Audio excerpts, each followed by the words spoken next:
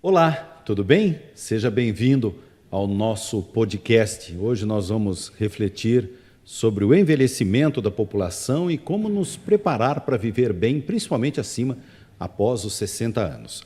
Este podcast é promovido pela Escola do Legislativo da Câmara Municipal de Araraquara, em conformidade com a Resolução 519 de 2023, que criou o Fórum Municipal da Melhor Idade e Idosos.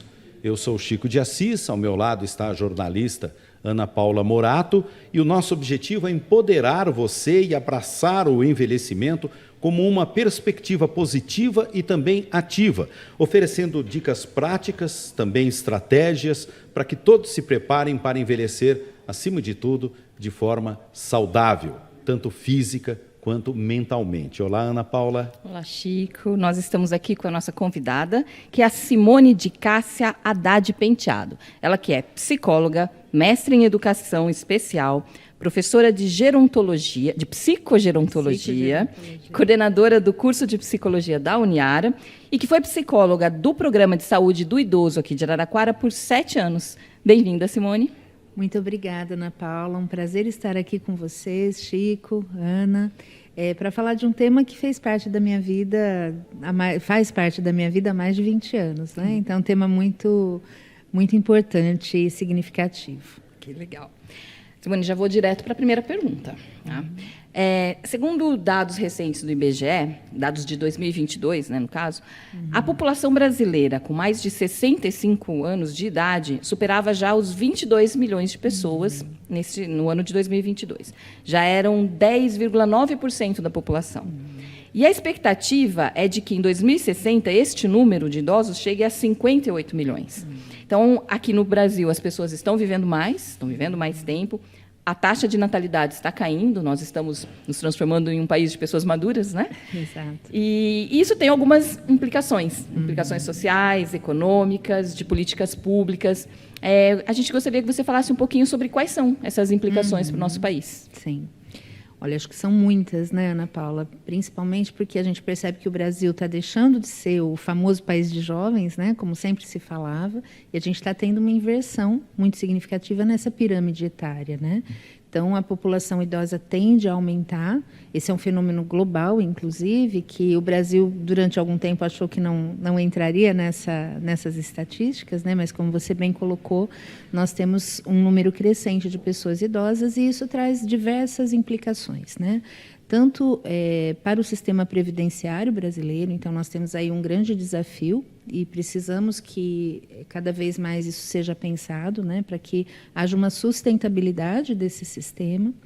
Um outro desafio que eu acho que é muito significativo é para o sistema de saúde. Quanto mais nós temos um número aumentado de pessoas idosas, nós sabemos que há uma demanda por mais serviços, né, que possam acolher as dificuldades que surgem nessa faixa etária, que são muito variáveis, né? Nós temos idosos que apresentam problemas de saúde significativos, como temos idosos que não têm, durante boa parte de sua vida, problemas. Mas a gente sabe que, sim, há um aumento na comorbidade, né, no surgimento de algumas demandas, né? Então, o fato de ter um número menor de pessoas mais jovens faz com que a gente tenha aí um descompasso, né, entre produtividade e demanda, né? Então, esse é um desafio muito significativo que precisa ser olhado, né? E aí a gente pensa em políticas públicas também, saber desses dados, conhecer esses dados, como a Ana Paula apresentou, das estatísticas, é importante para que se pense em políticas públicas, Exato, antecipadamente, e não correr atrás depois. Né? Depois do prejuízo, Exato. né? Eu acho que a gente já tem algumas políticas no Brasil que surgiram, né? Inclusive a partir de legislações, né? Então, o Estatuto do Idoso trouxe, né, para a gente um panorama daquilo que precisa ser feito, né? Então, alguns programas têm se atentado mais para para o oferecimento de oportunidades aos idosos para melhorarem seus índices de saúde, seus índices de qualidade de vida, mas a gente precisa mesmo, Chico, ter cada vez mais esses programas ativos e funcionais, né? Muitas vezes nós temos ideias maravilhosas no papel, mas que não são efetivamente colocadas. E na cidade de Araraquara, o que a gente pode falar dessas políticas, desses serviços? Sim. O que nós temos aqui? Olha, nós temos na cidade de Araraquara, eu entendo que um serviço muito significativo, que é o CRIA, né, que é o Centro de Referência do Idoso de Araraquara, que oferece algo que é fundamental para um envelhecimento bem cuidado, né? Que é o atendimento aos vários aspectos do envelhecimento, né? É muito comum a gente pensar na saúde física e menos em outros aspectos. Então, quando a gente pensa em prevenção, em cuidado, a gente tem que pensar no envelhecimento multidimensional, né? Então, nós temos aí os aspectos físicos, biológicos, psicossociais, que merecem atenção. Então, ter programas que tragam profissionais como médicos, fisioterapeutas, assistentes sociais, fonoaudiólogos, psicólogos, né? Vou puxar aqui a sardinha para a psicologia, são fundamentais para ajudar o idoso a enfrentar as demandas que essa nova etapa da vida traz, né?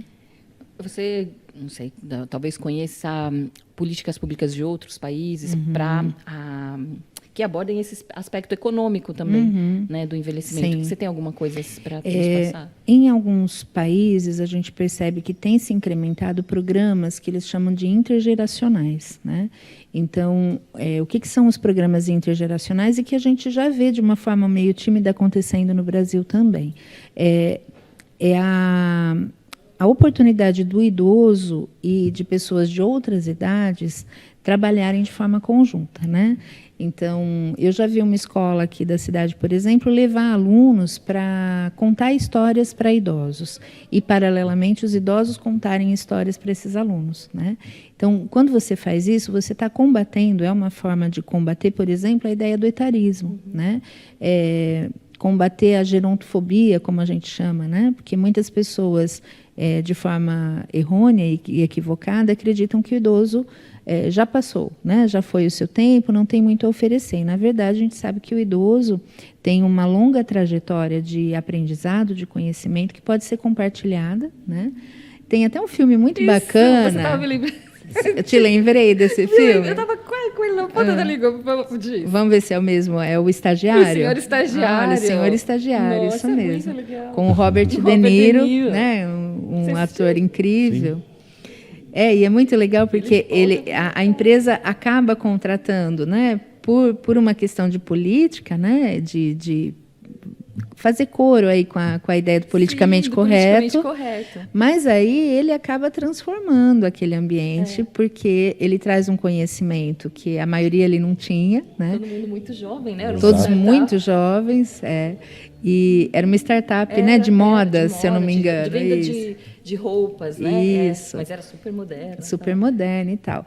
E, no começo, a chefe dele, né, não dá muita importância para a presença dele lá, né? Pelo contrário, né? Isso. Ela acha, o que esse pessoal está fazendo aqui? Ele não lembro se ele é sócio dela, que fala, não, foi você que assinou, a gente entrou no programa do estagiário da terceira idade, né? Exatamente. E quando você diz o tempo já passou, esse pensamento do tempo já passou, com essa inversão da pirâmide, o 0,14 diminuindo, acima de 60 aumentando, como a Ana Paula demonstrou aqui, essa lógica do tempo já passou acaba invertendo, né? Exatamente. Essa lógica errada, né? Já acaba sendo invertida. É uma lógica que está muito assentada em representações sociais preconceituosas, né? Isso. A gente tem, isso vem muito da cultura estadunidense, inclusive, né? Que entende que a pessoa tem uma importância na sociedade enquanto ela é produtiva, né? E, na verdade, eu acho que a gente tem que sair dessa lógica da produtividade enquanto a produção atrelada só ao objeto, a trabalho, né? Mas a gente tem produção de conhecimento, a gente tem outras formas de contribuição, né, da pessoa mais velha que são fundamentais, né? A gente pode falar também de papel social até A gente conversou antes sobre esse bate-papo, né? E a Ana acabou sugerindo que eu trouxesse aqui uma percepção pessoal. Eu, desde pequeno, sempre tive a percepção de que a pessoa, quando parava de trabalhar, ela entrava num declínio e falecia logo em seguida. Isso aconteceu, inclusive, na minha casa. No primeiro momento, quando meu pai aposentou, eu achei que aquele problema que eu tinha conhecido ao longo da minha vida se repetiria. Num primeiro momento, não aconteceu porque minha mãe arrumou uma outra atividade lá e ele vivia no movimento dela, mas quando ela parou a atividade, aconteceu. Ele entrou no declínio e, enfim, acabou findando a passagem dele por aqui. É melhor estar trabalhando ou parado após os 60 anos? Essa é a pergunta. Aliás, é a pergunta de ouro, né? Olha, achei que é uma pergunta capciosa, difícil de responder, né? Eu acho que eu retomo a ideia da heterogeneidade, né? As pessoas são muito diversas, né? E há pessoas que anseiam pela aposentadoria, né? Justamente com a ideia de fazer outras coisas na vida que não apenas o trabalho. E há pessoas que têm pavor da aposentadoria, porque o trabalho é o que dá mais significado para a vida delas. Objetivo. Né? Objetivo. Compromisso. Né? Exato. O trabalho, na vida do ser humano, ele tem um papel central que é de nos dar identidade. Né? Então, quando você me apresentou, você falou, é professora, é psicóloga. O nosso trabalho justamente fornece essa identidade e esse sentido ao nosso cotidiano, né? Então, a gente levanta, né, Chico, para você vem aqui entrevistar, você vem apresentar, eu vou dar aula, enfim. E algumas pessoas, então, ficam com essa identidade tão fundida ao seu papel social de trabalhadora, ao seu status social, que quando esse papel se perde, ela também se perde, né? Então, o trabalho, quando ele acaba sendo o centro da vida do indivíduo, a aposentadoria pode realmente trazer um desafio intenso, né, e levar, assim, a pessoa a essa perda de sentido, né? E aí entra um papel muito importante, inclusive, eu vou puxar de novo a sardinha do profissional da psicologia, né, que é ajudar as pessoas mais velhas a retomarem, né, outros aspectos da sua dimensão existencial. Né? Da vida social. Da vida social. Né? A gente pode ter vida além do trabalho. Né? Então, é melhor trabalhar ou parar? Eu entendo que é melhor estar ativo, independentemente se isso for por meio de um trabalho ou por meio de outras atividades. A gente sabe que hoje o Senhor Estagiário, que é o filme, né, ele mostra isso, ele vai trabalhar, né, ele vai exercer uma função, mas a gente tem outras formas de se manter ativo. Hoje tem muitas pessoas mais velhas que vão ser voluntárias, que vão exercer um papel de mentoria em alguma atividade, né, ou que vão fazer uma coisa que tinham vontade e nunca fizeram na vida. Né? Viajar, por exemplo, né? Então, assim, estabelecer metas, alimentar sonhos, né? O sonho nos alimenta, né? Diariamente. Continua sendo aquela perspectiva do acordar pela manhã e ter um objetivo na vida. Ter um objetivo, sim, exatamente. E nesse aspecto, as conexões também, né? Os relacionamentos que as pessoas têm, que acho que a gente tem que cultivar sempre, né? Exato. Amizade, essa família, quem está próximo, sim, faz diferença nesse meio. A literatura tem mostrado que as pessoas, né? Eu tenho estudado um pouquinho sobre psicologia positiva, né? Que é uma área que estuda a felicidade, né? Os construtos e os elementos que estão envolvidos na felicidade. E a gente vê que as pessoas que mantêm maior nível de qualidade de vida e que se mantêm mais saudáveis no decorrer da vida são aquelas que têm conexões, né? Conexões sociais. O trabalho, por que ele é tão importante? Porque ele traz essas conexões, né? Claro, a gente tem diversos tipos de profissões, tem aqueles que trabalham mais sozinhos, mas o fato de sair de casa para trabalhar, o fato de, mesmo quem trabalha em home office, fazer uma reunião, né, nos coloca em contato com as pessoas. Mas é sempre ter o compromisso, né? Exatamente. Ter essa conectividade é fundamental. Então, por isso que grupos, né, a gente ouve aí o termo grupos de terceira idade, por que eles são tão importantes? Né? Porque eles garantem essa conexão. Né? E eu acho que a conexão não é apenas com as outras pessoas também, isso é importante da gente pensar. É a conexão do próprio indivíduo consigo mesmo. Né? Às vezes, quando o indivíduo, você falou em declínio, né? Quando ele vai deixando de se olhar, de se perceber, né? Ele vai deixando de ter autonomia, por exemplo, isso infelizmente acontece com muitos idosos, né? E a autonomia, acho legal destacar, né? É diferente de independência, porque alguns idosos são dependentes, né? Por exemplo, vamos pensar num idoso que usa cadeira de rodas, que depende de alguém para levá-lo de um lugar para outro, mas ele tem autonomia. Autonomia é a capacidade de tomar decisão, né? E muitas vezes isso é retirado do idoso, né? Às vezes a família, até para ajudar, começa a fazer tudo por ele, né? E isso é muito ruim, porque tira-lhe a autonomia, né? Então, quando a gente mantém a autonomia e a conectividade com aquilo que dá valor para a nossa vida, aquilo que dá sentido para a nossa vida, né? Isso tende a nos proteger, né?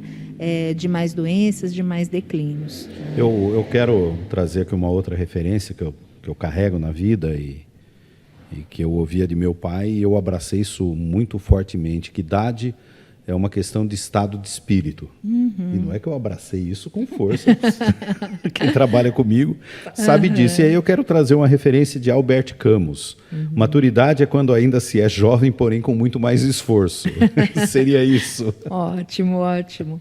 Essa questão do estado de espírito é muito, muito legal, né, Chico? Porque eu penso que isso diz, né, se a gente pegar teoricamente, do que a gente chama de idade psicológica, né? Ah, tá. A idade psicológica, ela é um construto, né, que fala tanto da capacidade adaptativa do indivíduo, então ele se adapta àquilo que a vida traz, né, às adversidades, às diferenças.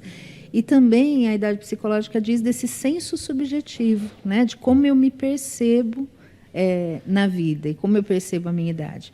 E as pessoas que ficam menos apegadas aos números, né, à idade cronológica, são as que conseguem transitar melhor e se adaptar melhor, né, às mudanças que o envelhecimento traz, principalmente as mudanças físicas. Porque, como você falou, né, muito mais esforço. Muito mais esforço, né? A gente tem, né? A gente tem alguns declínios e que podem também ser prevenidos, viu, Chico? Inclusive em idade avançada. Então eu vou pegar esse gancho. Eu estava lendo antes quando a gente estava preparando esse roteiro, uma matéria da revista Vida Simples, que é da jornalista Rafaela de Campos Melo, se chama Viva Melhor.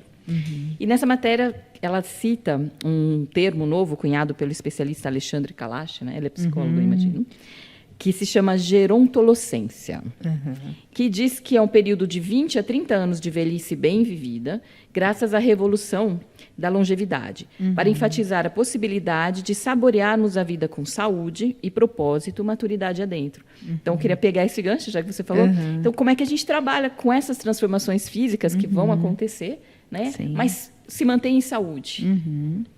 Então, eu sei que eu já falei isso mais de uma vez, né? Mas a gente tem que pensar na heterogeneidade dos idosos. A gente vai ter tanto aquelas mudanças que são comuns do próprio envelhecimento, né? Como você vai ter as mudanças que decorrem de doenças, né? Então, isso é importante até a gente separar, porque existem alguns mitos, né? De que o idoso fatalmente vai ter problema físico ou problema cognitivo, né?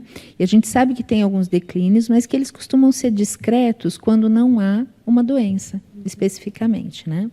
Então, assim, eu falei para o Chico que dá para a gente manter a saúde, mesmo em idades mais avançadas. Eu vi um estudo outro dia, que era com idosos de 90 anos, que começaram a fazer musculação, né?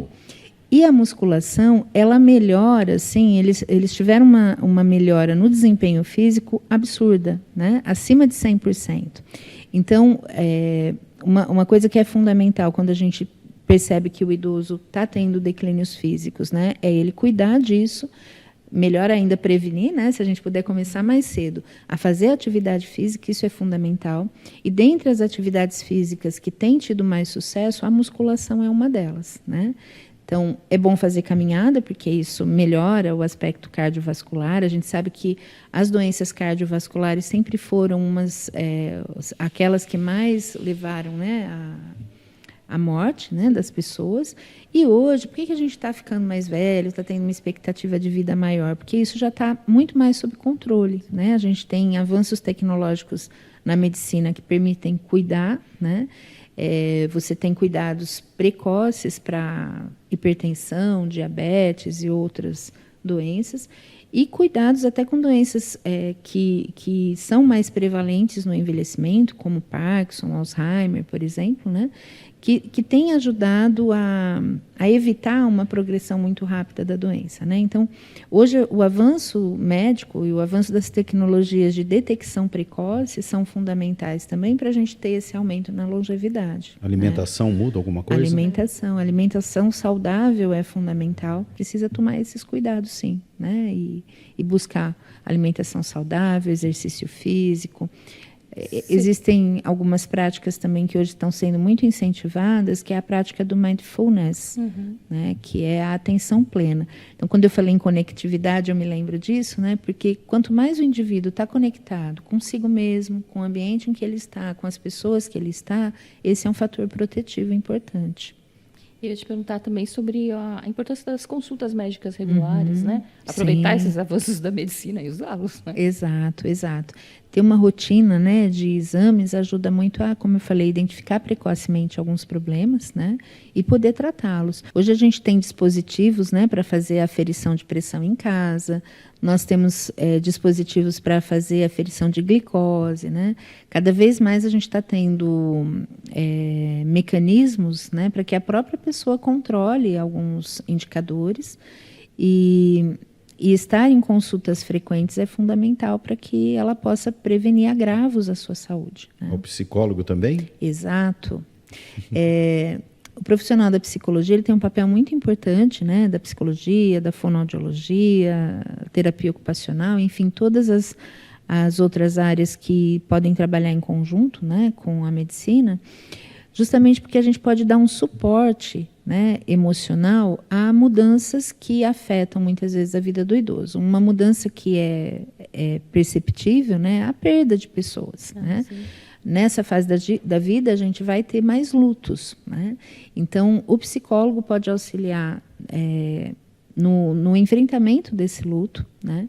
O psicólogo pode auxiliar na adaptabilidade do indivíduo a essas mudanças físicas, as mudanças, muitas vezes até econômicas, né, que acabam acontecendo. Então, o indivíduo se aposenta, muitas vezes ele perde a sua capacidade, né, de compra, porque há uma redução, né, nos seus ganhos, na sua renda. Então, auxiliar esse idoso a lidar com essas perdas, com as perdas físicas, com as perdas de pessoas, né? E outras perdas, você tem muitos papéis que vão se perdendo, né? Então, o idoso, muitas vezes, os filhos saíram de casa, aquele papel de cozinhar, vamos pensar numa idosa que cozinhava diariamente para o seu filho, né? E não cozinha mais, ela está perdendo, né?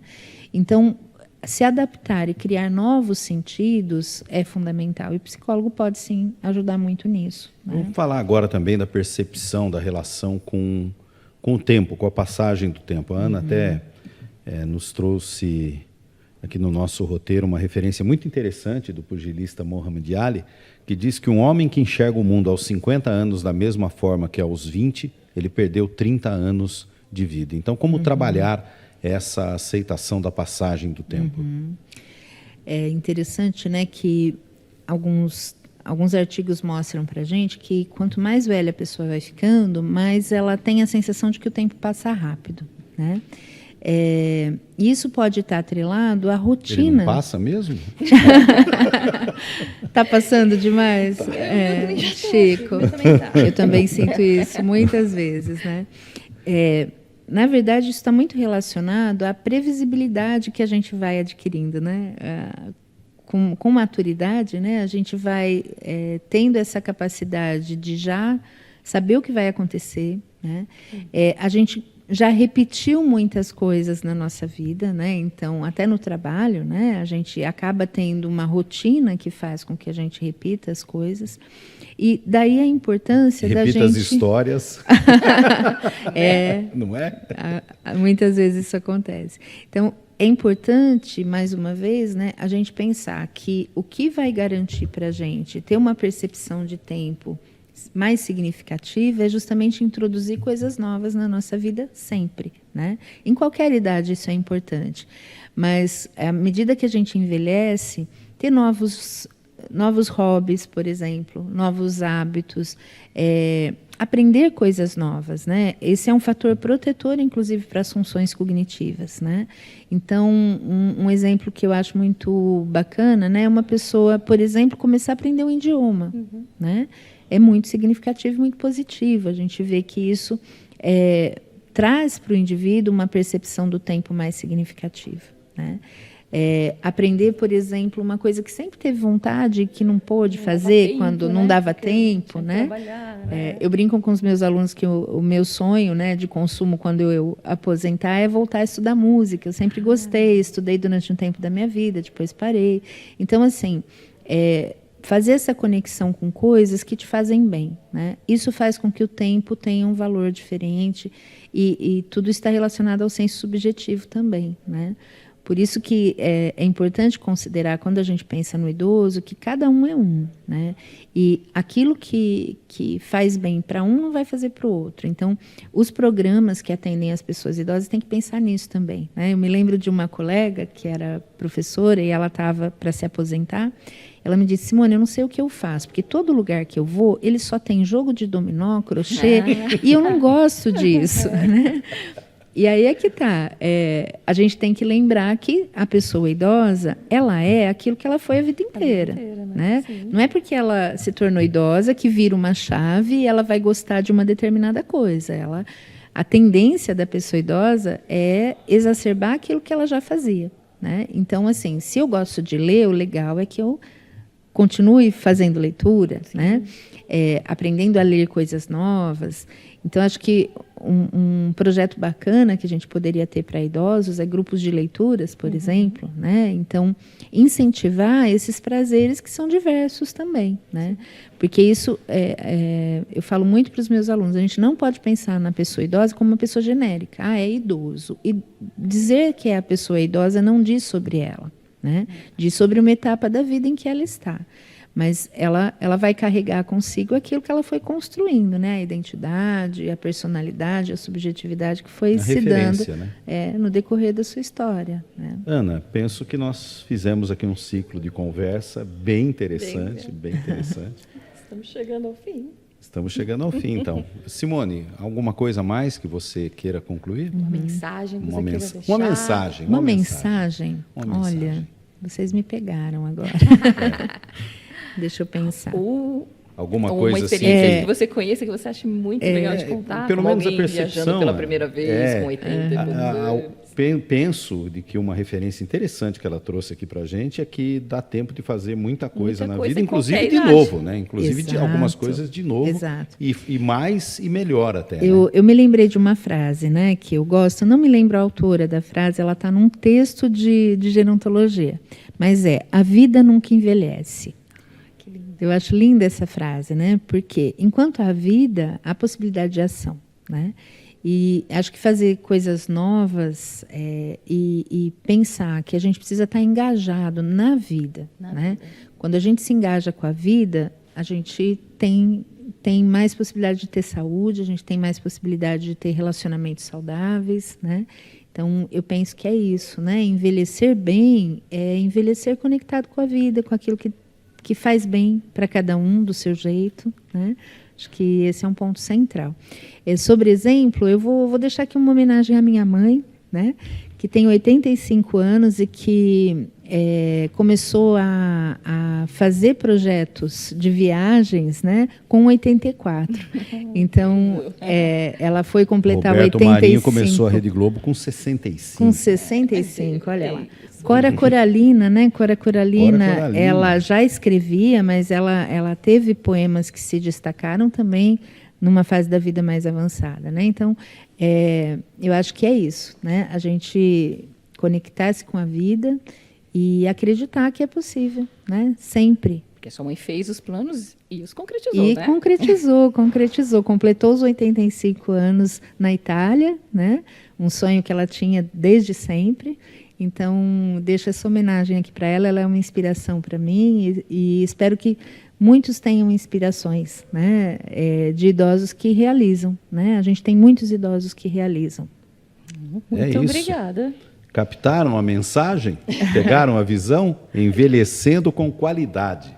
Desafios e Oportunidades, que é o título deste podcast da Escola do Legislativo da Câmara Municipal de Araraquara, que está se encerrando nesta conversa que eu e a Ana Paula fizemos com a Simone de Cássia Haddad Penteado, que é psicóloga, mestre em Educação Especial, coordenadora do curso de Psicologia da Uniara. Nós chegamos ao final, agradecendo a você, Simone. Eu agradeço muito a oportunidade também. Obrigado também, Ana Paula. Muito obrigada, Chico, Simone. E não se esqueça de cuidar, então, acompanhando tudo aquilo que foi dito aqui, da sua saúde física, da sua saúde mental, da sua saúde psicológica. Obrigado a você que chegou até aqui, até este momento, e lembre-se, envelhecer, terceira idade, idoso, você é uma pessoa especial. Obrigado.